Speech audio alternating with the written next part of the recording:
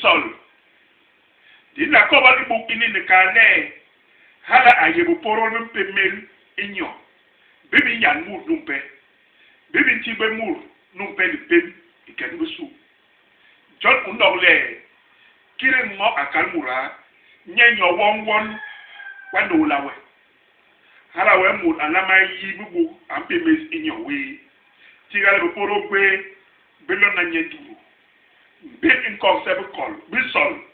ne mo iburu di lori tan ike isunga John Moore ayong tan ni be poro gbe inyu le hobu gbe bu kuum ni mambe hala we hobu gbe nwa hobwon ulama be lona yubura ikere ni ebod be solvum bon be le uko na mamalam ndi bubu gwon lam John no le ino tom ga hon ni yakos enwi bubu lam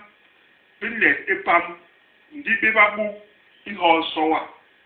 nsan ngo habetim utera le ni ebisol itabe longe ni emur an sol mud numpe an yidis benyemere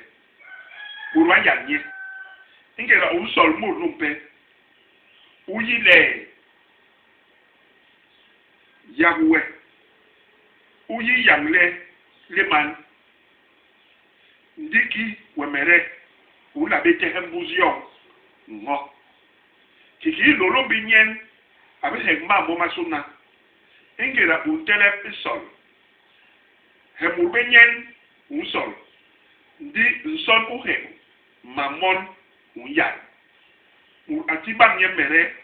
nkom utabe we